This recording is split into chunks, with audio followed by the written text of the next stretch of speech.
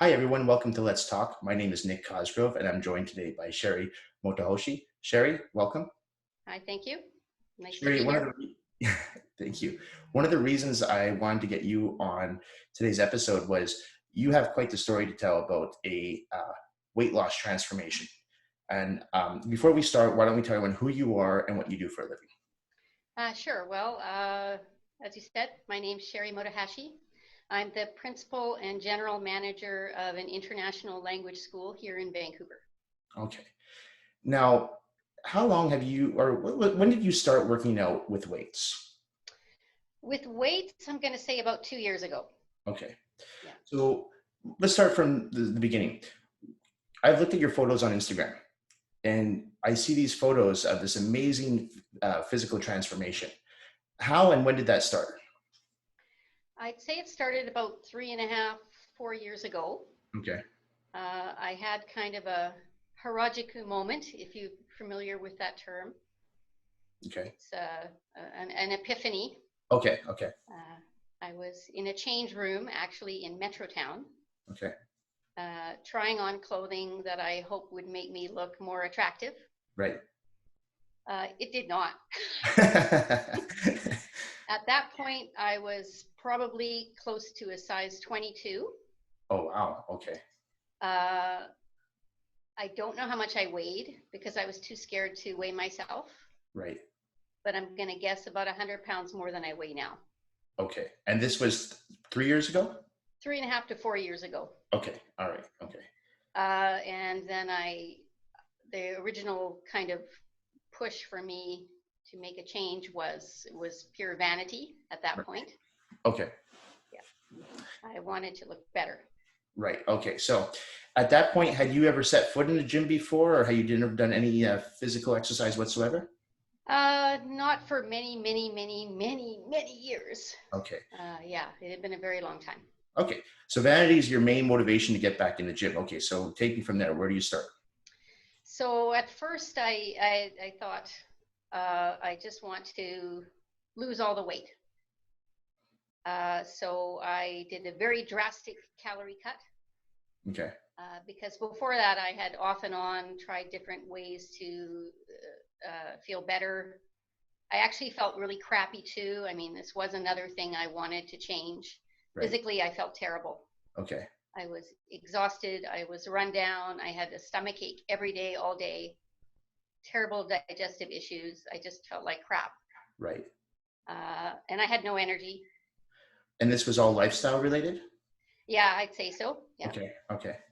So, I mean, that was, in my mind as well. I wanted to feel better, but the first motivation was to look better.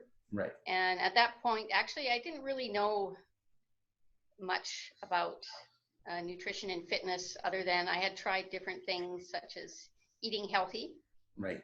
And don't eat grains, don't eat after 7 p.m. Don't eat before this time. All the things we see now. All the fads, right? Okay. Be keto, don't be keto, all those things. I had tried all those. Nothing had worked. Nothing worked. And then I realized, well, I'm a pretty smart person. I understand the concept. It's energy balance. Sure.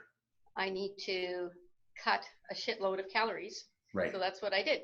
I put myself on an 800 calorie a day diet. Oh, wow. Which I don't recommend. No, that's very low. And I did that by cutting out carbohydrates completely. So at that point, were you running more of a keto-based diet, or was it primarily just protein? I mean, it was just vegetables and protein. Oh vegetables and protein. I didn't even eat much fruit because I was scared of the sugar in fruit. Okay. How are your energy levels? Despite the fact that they should have been low. Right. Because I started going to the gym and doing basically just cardio twice a day for 30 minutes each time. Okay. I actually had more energy. You had more. Okay. Yeah. So during that time, how much weight did you lose? I lost a majority of the weight very quickly. Okay. I'd say within, I can't even describe, but I would lose a couple sizes per month. Per month?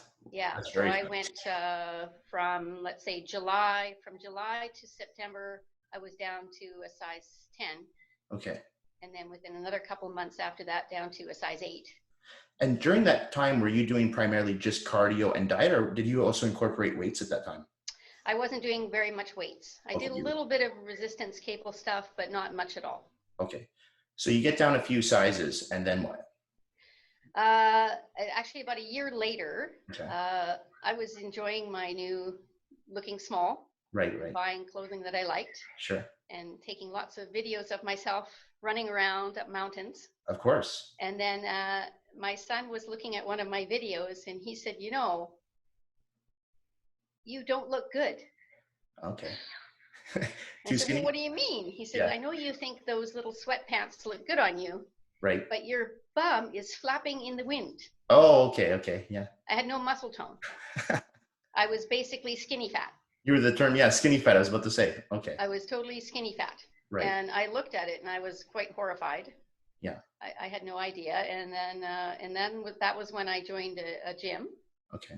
And decided on weightlifting and more like a little bit of CrossFit circuit training. Right. Is what I was doing. Okay. Yeah.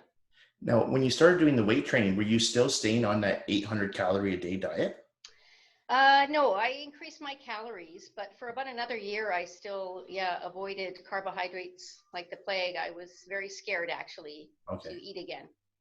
Let me ask you, to gain weight. When you went on a diet that was that restrictive, when you started introducing carbohydrates back into your plan, did you have a rebound or was there any reverse dieting going on at that point? No, actually, what I was pleasantly surprised to notice was when I finally allowed myself a couple of meals where I could eat something, a half a piece of toast. Oh, I didn't balloon up. No, okay. I didn't suddenly gain back all the weight. Right, okay. So I become more adept at the energy balance. Sure. And I allowed myself a lot more freedom. Would you attribute that to some of the muscle that you were putting on while training with the weights? Probably, yeah. And so, just the knowledge that I was learning from, honestly, things that I learned on a lot on social media and from my trainer. Well, that's what I was going to ask you next. Okay, so you get into the gym, but you have no background in weight training. So do you just kind of teach yourself, or did you hire the assistance of a professional? I got a trainer. You did? Okay. I did, yeah. I got a trainer, and it was, I can't explain enough to people how important it is to have a trainer. Right. Yeah, it's just life-changing. Yeah. Was it more just for the accountability, or? I'm one of these people who doesn't need the accountability. Okay. I hear trainers talking about that all the time. Oh, I'm on my clients and cracking the whip. Right. I don't need that. You're self-motivated. I'm self-motivated. Okay. I work harder than anybody I know. Right. But I need their knowledge. Okay. And before actually I had the personal training, I did a few group classes, very large group classes. Right. And I actually hurt myself. Oh, you did? Okay. I did, yeah. So I can say that if you don't have a trainer, your potential of injuring yourself with weights is pretty high. I agree. Now, how long did you stay with that trainer for? Are you still with that trainer today? No, I was with him for about 6 months and then he moved away. Okay. And I cried. Did you? And then I went through a period of trying a couple people here and there and thinking, well, I'm just going to do it by myself. Okay. Honestly, it's not cheap. No. Let's be honest. It's not cheap. And I felt like I had gained enough knowledge. I could probably do okay by myself. And I probably did that for about another almost a year. Okay. Yeah. One of the things I wanted to ask you, because, I follow you on Instagram and I see your videos that you post. And one of the things I see is that you're always moving and you're always doing some type of exercise. And the one thing I noticed with you is that you're open to doing any type of exercise. I mean, I see videos of you doing bodybuilding exercises, powerlifting exercises, CrossFit exercises. So do you just enjoy doing a variety of different movements, or is there a particular madness to your training? There's the both. Okay. Maybe I'm ADHD. It's one of my problems right now is that I like everything. Okay. And I like it for different reasons. I like it because it keeps me interested and challenged. Right. Which I'm sure is very important. Mm-hmm. I don't want to do the same thing all the time. Right. But I like that each new thing that I try gives me a different advantage fitness-wise. Right. So, for example, recently I'm kind of interested in SAQ I'm not drills, familiar with that. speed, agility, quickness drills, SAC Oh, drills. okay, Yeah. okay. Because I don't have a lot of explosive power. My mobility isn't good because of a leg injury. Right. And the more I do, the more I see that I can do, and I'm becoming more flexible. Okay. So there's a little bit of method to it. I want to be able to do everything. Now, do you find with COVID-19, obviously gyms are closed now. So what have you been doing for your training? I saw you hitting a tire the other day in your parking lot. Yeah, honestly, it was like a death for me to have the gym closed. Sure. Because I spend 2 to 4 hours a day in the gym. Right. I love the gym. Right. It's my playground. So it was tough. Yeah. I probably have a little bit more toys at home than most people have. I had a few dumbbells, Okay. gliding discs, bands, whatever. Right. So I've been trying to make do with those. Okay. Basically making my own program. Yeah. And using the school here as my gym. Okay. No students here now. Yeah. And adding on to my toy collection all the time.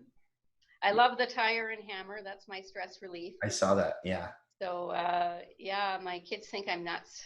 I put the tire in the living room. They had a fit.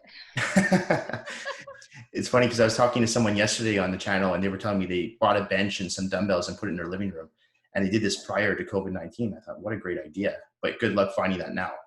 Oh, yeah. There's I know if I didn't have kids, I'd have a squat rack in my living room. I'm sure. Yeah. It's funny because I work in gyms. The last thing I want to see in my house is any gym equipment. Oh, that's funny. Yeah, I'm sure. You see it all day long. You just don't want to have it in there. Yeah, it makes sense. Well, so I wanted to ask you too, because you got into the game a little bit later on in life. You didn't get into fitness when you were in your 20s. So was that a difficult thing to do starting at, what age did you, 3.5 years ago? So let's backtrack. What age did you? 54, basically 54. about 54. Okay. Yeah. Yeah. So that's years old when I started. That's quite a few years of developing different habits. Was it hard to change those habits so quickly? Yes. It was. And no. Okay. I set myself a very specific, first thing I did was I used to always wait to feel like it. Oh, okay. Okay, I'll go to the gym today if I feel like it. Right.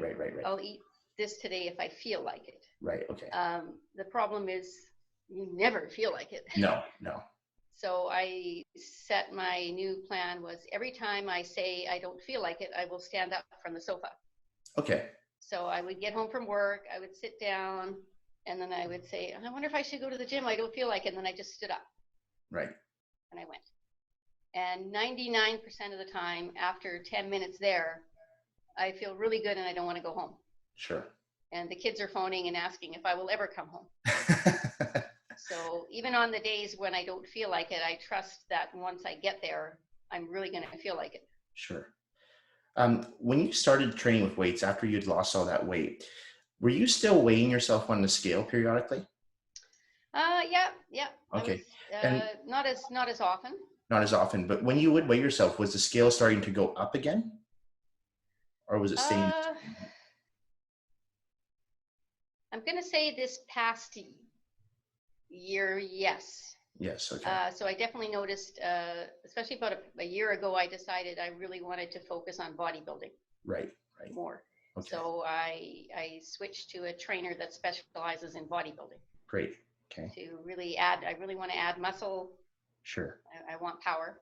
Right. And for that, I really focused on body composition. So I was paying a lot more attention to my muscle mass and fat than before, rather than the number. Sure. And I think that's definitely so important. A big change.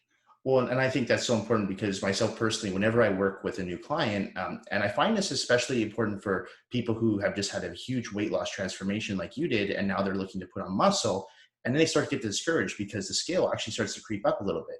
And I try to explain to them muscle weighs more than fat and blah, blah, blah. But for some reason, it doesn't set and they get really discouraged and like, oh no, the scale's going up. It must be fat. So it wasn't discouraging for you to see that number go up slowly? It was. And I'll be honest, I still look at the number a bit. Right Okay. now, I'm just finishing kind of a bulk. Right. Last year, I decided to do my first ever. Tried to be like a, or should say, last spring. Tried to be like an actual bodybuilder, not going in a show, but I did a real prep, 12-week Okay. prep, and cut to do what people said couldn't be done, and I did it. Well, hold on a I second. was. What made you decide not to do the show? You Oh, just want I to get on wasn't. stage? Well, if you can find a show where I don't have to wear a bikini, I That will might be be in there difficult. so fast. Right, right. Yeah. So it wasn't you. I mean, most people would never go through a prep unless there was a reward at the end. So you did it for yourself. I did it for myself, and the reward I set myself was that I would have a professional video taken, like fitness trainers have done. Okay, yeah. So you can see my somewhat cheesy professional video on my Instagram, I don't think I've but seen I that had one. it done. Oh, great. So let me ask you, when you did that, was it much different from the 800-calorie diet that you were on a few years back? Yeah, I really set a goal of the macros, how much protein, how much fat, how much carbohydrates. Right, right. Definitely less than carbs that I'm having right now. Sure. Yeah. But I also know it's not sustainable. Sure. No. And I cut to 15% body fat. Wow, that's which you cannot crazy low for women. sustain Yeah. that long. No, but you were contest ready at 15% body fat for women. Yep. I mean, you could have totally walked on stage. I think I could have, yeah. But that's just not a goal of yours. No, like I say, if there's one without a bikini, maybe, but. Right, right. Do you have any? Yeah, so I'm more focused now and trying to be more focused now on the composition. So I pay more attention to the percentage of body fat on the scale at the gym, even though I know those scales are not that accurate. Right, right. I look way more at that than the number of my weight. That's super important. Yeah. What do you think about when you hear people use their age as an excuse as to why they can or cannot do something? Like, I can't lose weight because I'm this old, or I can't lift this because I'm this old. I hear it all the time. What do you think about that? I'm surrounded by people like this. Are you? Okay. It kind of breaks my heart because I really want everyone to feel as good as I feel. Right. And I read it. I don't know who posted it. I read somewhere once someone posted, most people have no idea how good their bodies are designed to feel. Right. And it's true. I just feel incredible and amazing all the time, regardless of how I may or may not look. Right. I feel really good. And I'm surrounded by people that I know don't. Yeah.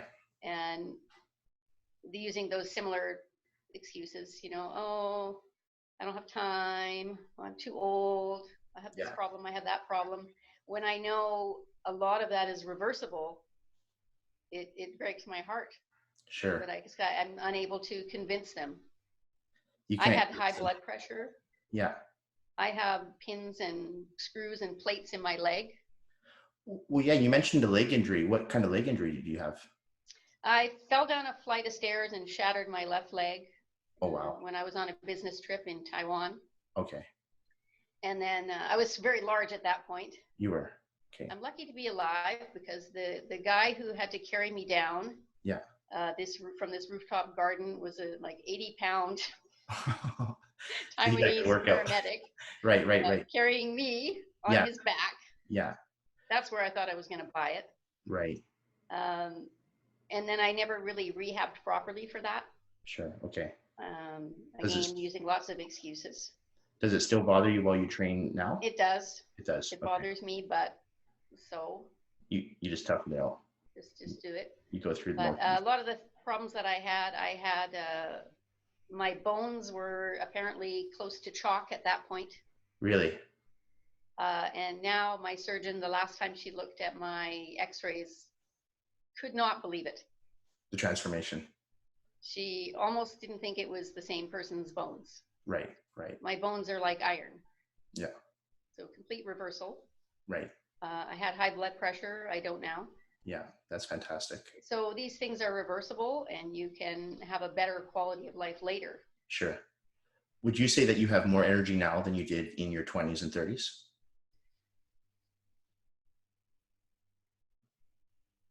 I was in pretty good shape in my 20s. You were. So in your 20s, you were in good shape. Compare. Right. But definitely from, late 30s onwards for sure. Yeah. And what about your kids? Incredible. Are your kids into fitness at all? Do they exercise regularly? No, it's so disappointing that I can't convince them either. But I've also learned you can't make people have an epiphany. Yeah. No, you can't force it. No, 100%. I wanted to ask you with your job, because I know with your job, you do have to travel from time to time. How are you able to stay, and you do go in different time zones. How are you able to stay so on track with your fitness training when you travel, like you say, to Taiwan, or you travel halfway around the world and you're in different time zones? How do you stay on top of that? I'm a nut about it right now. I plan everything. You do. So the first thing, if you see my suitcase, Yeah. it's half filled with toys. I've got my ab roller, my glider discs, and my bands, and my little tube things. Anything that you can use in case there's no gym. Sure. Like right I try now. to make sure there's a gym. Yeah. Yeah. And this time, for example, I found a hotel near a fabulous gym. Yeah. And I exercised like a maniac at the airport. Right. And on the airplane.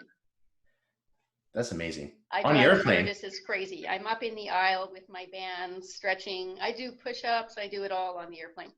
I don't care. That's incredible. And then I get up early. I just say, that's it. I have this amount of time before I have to go to work.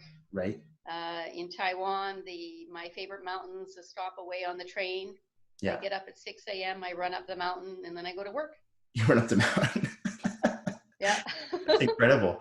One of the problems that I have as a trainer is when I get a lot of new clients, a lot of people are afraid to go with the weights. They don't want to use, I don't like to use the word bulky, but they're afraid to get too big or too large. Now, you lost a lot of weight without using the weights, but as you mentioned, there was a little bit of flab, maybe some loose skin. Do you think your body transformation changed drastically when you introduced the weights? Definitely. That was a big mistake I made. It was, okay. To just do cardio only. Right. I really regret that now. Okay. I think weights, now I've learned, obviously, are the most important thing for bone density, yeah.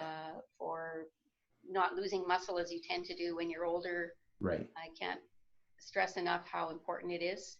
Okay. And yeah, the number of people that say to me either, I don't want to look like that, or I don't want to look like you. Right. Don't worry, you won't. You won't, no, because they're not willing to put in the time and the effort in the gym. Most of those people will be lucky if they get into the gym 2 or 3 times a week. I mean, that realistically is what the average person does when they're in the gym with their trainer. Right. Most people are not self-motivated like yourself, and they're not doing workouts on their own. Right. Now, I wanted to actually switch over just back to diet for a second and ask you right now, what type of diet are you following right now? Are you doing like a bodybuilding diet, or what diet works best for you? I was actually starting off after I did that cut to try and do a reverse diet. Okay. Which failed pretty quickly.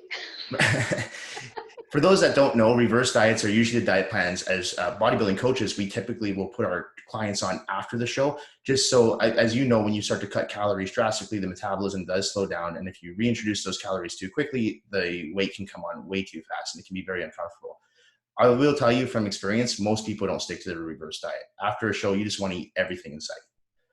Yeah, so go ahead. Exactly. Sorry. When he told me, my image of reverse diet was I could go back to a few extra 100 calories a day, and I was told, oh no, you get 30 extra calories this week. Right. 30, who wants to do that? That's a peanut. Yeah. So that didn't work. No. Basically, I use my Fitness Pal. Okay. Because I know tracking is so important. Sure. It's just incredible, and I didn't realize until I started weighing and measuring that, this to this is a huge difference. Exactly. And that's what I was going to ask you next. If you weigh out your foods, your portions, weigh and measure. Lately, during this, what has turned into an extended bulk, yeah, I'm eyeballing more. You are, okay. This week I started weighing again because I'm about to check my maintenance calories for another cut. Right. But basically, I have a good idea of what 100 grams of meat is, and how much things weigh. Yeah. But when I'm trying to really watch the exact calories, I'm weighing everything. I have a scale. I know when I'm going over, how much I'm going over. Well, you know what's funny is I'm super OCD with things like that with clients. And I whenever I know. work with someone on their nutritional plan, that's the first thing I say. I say, this won't work unless you're measuring and you're weighing. And if they say, well, that's too much work, I say, well, I'm not the coach for you. And, eventually we can get you back to where you're not having to weigh and portion everything out. But at the same time, I mean, where do we know where to take things out of? If I don't know how many carbs or protein or fat you're consuming in a day, never mind a week, where am I going to know to make those adjustments? Yeah. So I agree. I think portioning is huge. And you don't have to go, on every single meal. Once you've hit your desired weight loss goal or your whatever transformation you want to accomplish, you can go back to like what you're doing right now is kind of eyeballing and just keeping track of good foods. What about cheat You made meals? an excellent point. Yeah, that's what I'm trying for. A lot of my colleagues ask me to train them, ask me, what do you do? Right. But then they say, oh, that's too much work, or I don't want to do that. Sure. But again, it's not forever. No, it's not. I've And achieved the body I want at this point, so now I've got a lot more freedom, right. and I can eat a lot more calories than I could before, but maintain the same composition. Exactly. There's a lot more flexibility. That's what I was going to ask you next was what's your stance on cheat meals? On Cheat meals. Cheat meals. Junk food. Cheat meals. cheat meals. Yeah. I know people are all over the board on this. You shouldn't call it a cheat meal, or you shouldn't call it this or that. When I was doing the cut, I called it a cheat meal.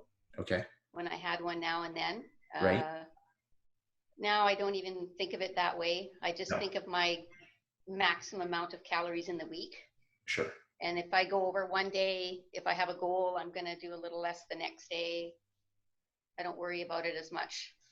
It sounds like you have a pretty healthy relationship with food. I find when I've worked with a lot of people in the past who've done, even bodybuilding diets, they get this really unhealthy relationship with food where they do become binge eaters, or they start cutting calories too drastically, or like you said, they're afraid of fruit. You ever experienced anything that with diet, or have you always had a healthy relationship? I was that way after after I had done that drastic loss. I was pretty scared to eat anything. Right. But then the more muscle I built, I think, Yeah. this is the result of that. The more muscle I built, the more I realized I can have this Right. because I have the muscle to Sure. burn this off. Yeah. Which is another motivation to build more muscle. Yeah. I want to eat more. Right. So the more muscle I have, the more I get to eat. Yay.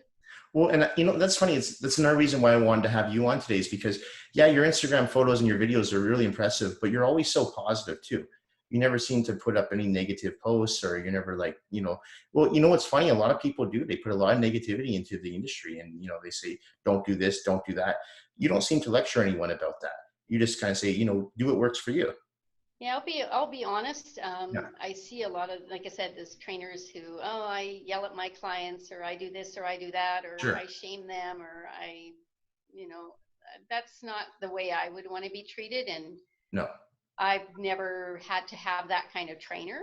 Right. I don't need that. So No. I don't project that onto anyone either. Right. It's like, oh, if you want to do what I want to do, welcome. Here's how I do it. If you don't, that's fine. Let's just work out together and have fun. And it's better than nothing. Well, I know you have your own career and you're very successful, but have you ever thought about possibly going into some personal training on the side, like maybe during your weekends? You know a lot about training. Yeah, because people ask me to train them all the time anyway. Right. And I have a lot of colleagues actually from Japan that come here, and I train them. You do. Just for fun. Just and for fun. Training my friends right now all over the world. Right. By Zoom and Skype. Okay. I thought I would feel better if I took a course. So I am taking a course right now. Oh, cool. Very good. It's kicking my ass. It is. Okay. And I'm taking the NASM course. I'm familiar with it. Yeah. You're familiar with it? Yes. There's some things I agree with, some things I don't. That's fine. Yes. Yeah. And then if I pass my exam, I'll be honest, I'm not really sure if there's career options for someone like me. No, you don't think so? Yeah, I'm not really sure. But I would feel better about the people I advise. Sure. And I think they would feel better too already if I had some kind of certification. You're right. Yeah. Yeah, it does make people feel a little bit more comfortable, but I will say this from knowing you and from, again, watching your training videos and knowing just everything the way you are, you live and breathe this lifestyle.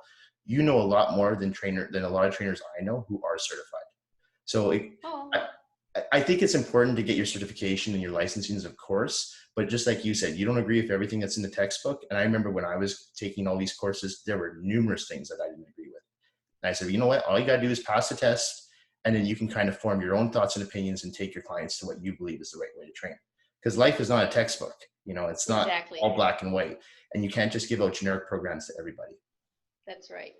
Um, But you've also probably learned, as I'm learning, that people also and I do too. They respect you more and will listen to you more if you have a certification. yeah, no, of course, 100%. Um, Before I let you go, I just wanted to ask you, going back to COVID-19, I know how it's affected you on a fitness scale. Gyms are closed, life is not as great right now. But on a personal scale, how do you find with like your own business right now? Has it affected you drastically? Uh, Flames is my Really? word of description. Okay. We're an international business. Yeah. We've lost 90% of our students, Wow. current and future. Right. Really? And even if I can open the door tomorrow, there's a travel ban, Sure. so I cannot get any new students. Oh my God. So things are not great. And are you still at work right now? I see in the background, looks like you're in I office. am. There's actually just two of us holding down the fort because Right. we don't use public transport to get here. I drive, the other one walks. Yeah. And then everyone else that hasn't had to be furloughed, I'm going to use that word, sounds better. Everyone else that hasn't had to be furloughed is working from home remotely. I see. But yeah, it's terrible.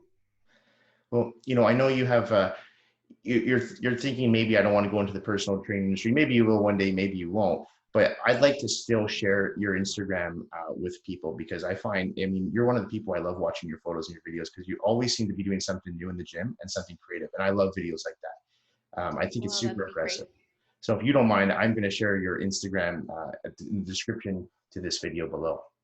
That'd be awesome. Yeah. Yeah. All I really want is, like I say, I want people to feel as good as I do. Yeah. No, that's Yeah. great. And that's a great message. And And I that's why don't I know wanted to what have they're you on. missing. Yeah. You're super positive. And you're right. It's not too late to start. No, no, I never is. I don't know if you watched, I had Sue Spencer on the other day, and she's a 65-year-old Olympic lifter. I know. I saw it and I got really excited. Yeah. You And know why? she only started training 7 years ago. So it goes to show you, I mean, it really is never too late. And, that message is so important, because I see countless people come and see me and say, well, I can't do this or I can't do that. And the age is the first excuse they use. And these are people who are in their 40s even telling me this. So, I know. I'll have to tell you this one little story if you have a minute. yeah, of course. This is when I first started with my first trainer. Right. And at that point, I still had a limp from my accident, actually. Right. And he brought out a little, I'm going to call it a plyo box, but it was only this high. Okay. And he wanted me to jump on it. Right. And I was terrified. Like, I'm telling you, terrified. I could not jump. Sure. And he stood there with me for 20 minutes. It took 20 minutes for me to get the courage to jump onto that little box. Right. And that still sticks in my brain now, that I can jump higher than my head. I've seen your onto jumps. a plyo box. Yeah, yeah. But it took me a long time. Right. But just the fact that I knew if I kept trying, I could do it, encourages me every day now. And the fact that you had your client on, or sorry, the weightlifter on, right, that made me very excited, because I want to do powerlifting, but I was kind of worried that it's too late for me. No, definitely not. You're younger than she is. I know. So age is definitely not an excuse. And you mentioned that those jumps, and that's not even, take away the physical barrier, but the mental barrier to get over something like that, especially if a bad leg. I mean, that's huge, right? Yeah. So there's a lot of mental barriers to break through. And, I think that's the one part I don't like with the COVID-19. There's a lot of things I don't like about COVID-19, but one thing is that with the gyms closed, I'm more worried about my clients' mental health than their physical health. Like, what's this going to do mentally to people? Yeah. I think, exercise, as it releases endorphins. It's so good for the body, but it's also good for the mind. So I'm hoping that within the next, hopefully, few weeks to months, that we get something where we can have maybe social distancing in gyms, just so we can get people active again. Yeah. Because going for walks and everything, that's great. And, but I think, like you said, you miss the gym, you need that iron, you just need to lift something, right? Yeah, so I've actually just recently started with, like I say, doing a few IG live workouts Yeah. for my friends Right. Right. uh, who don't have anything at home. They literally have nothing. Nothing. And then been trying other people's live classes as well because even though before I always worked out alone, now Right. I feel lonely. Well, I was going to ask you actually, you've been doing those Zoom workouts, right? Yeah. Now, how do you find those? Like with me and my friends, Yeah. it's interesting. Okay. Yeah, Have but it's you, better than I thought, and it's better than nothing. sure. Yeah. And I actually had my very first use Skype though, uh, Okay. personal training with my trainer this past weekend. I talked him into it. It took a long time. Yeah. He did not You want to talked do him it. into it. Yeah, he did not want to do it. Is he older? No. Okay. Because I was going to think if he's my age, that's probably why. I'm not very good with all that tech stuff. So how did that No, go? I think he really, he's very laser focused when Sure. training and Yeah. always watching what you're doing and how you're carrying it and ready to spot you. And Right. Right. and then of course he's used to having the equipment, which you don't have. Sure. But it was better than we both thought. You did. But And you I guys are was going to do glad it? to have the motivation and someone pushing me, Sure. which is not as easy when you're by yourself. Well, it's funny because I've had a lot of clients ask me that. They're like, can you do that? And I'm like, I don't know if I can stay, because I'm so used to touching and feeling. I mean, that sounds bad, but you know what I Yeah, I know mean? what you mean. Yeah. You're trying to get the clients to feel the muscles engaged. And so it is a Yeah. very close up. I mean, you trained with me, so you know what it's Yeah. like. It's that up close personal relationship. And, I don't know if I could do it, but you guys got through it. And so are you going to do it again? I think you can do it. Yes, we are going to do it. Great. And Once you a know week. what? Maybe you started a little bit of a side business for him during this time, because if he did it with Yeah. you might want to do it for other clients. Exactly. So Well, I think, it's the emotional support too. I was really missing that. Yeah. Yeah. Yeah. So even if it's obviously not going to be the same as training in person, Right. please don't abandon your clients. Yes. Yeah. No, Give them some exactly. virtual training. It won't Yeah. be that bad. No. Yeah. You want to make sure that you still keep that relationship open. Yeah. Well, Sherri, I want to thank you so much for spending the time with me this afternoon. I really wanted people to hear your story, and I want them to go to your Instagram. I want them to see the photos. I want them to see the videos. So can you give everyone your Instagram name just so people know? Sure. It's a Dragon Flag Fitness. Mhm. With my eventual goal of being able to do a perfect dragon flag. I'm going to put, and it is a private account, but right. if you send me a request, I will add you. You'll add you. Yeah. I have to hide myself from my students. Right. Yeah. I know. I understand.